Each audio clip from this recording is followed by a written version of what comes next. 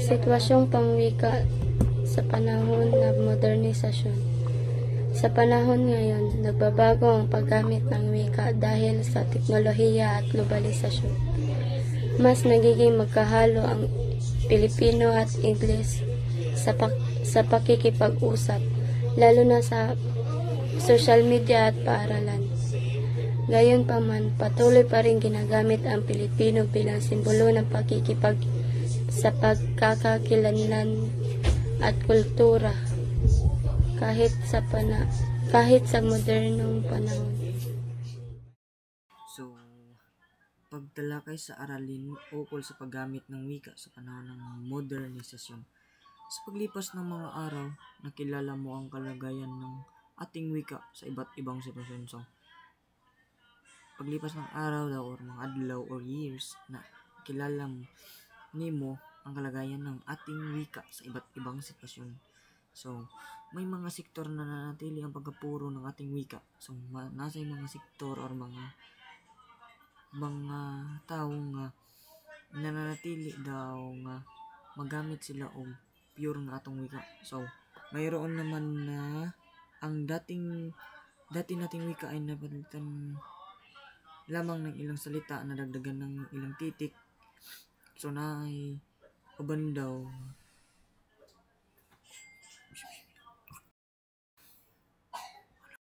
alisdan daw ang mga or nadagdagan ng mga ilang titik. So, nalaraw ito na napaunlad. Ngunit mayroon din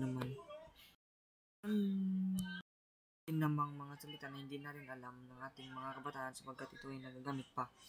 Hindi nawawala, nalilimutan lamang gamitin. Bakit nga ba? So, na mga kabataan na nakalimot na o gamit sa mga itong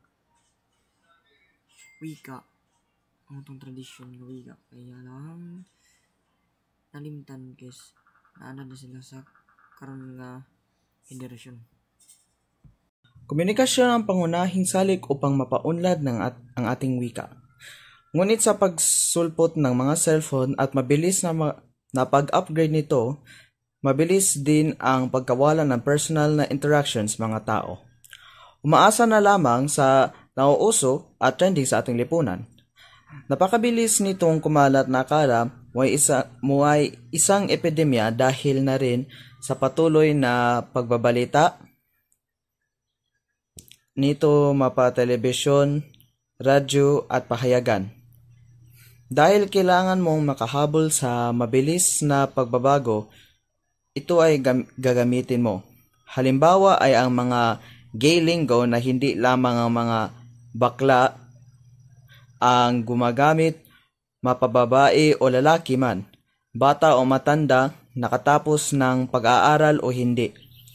May isang pagkakataon pa na kahit sa loob ng Senado ay nagkaroon ng gay lingo war sa pagitan nina Presidential Spokesman Edwin Lacerda at tagapagsalita ni Vice President Jejomar Binay na si Joey Salgado na hindi umano magandang ehemplo sa kabataan.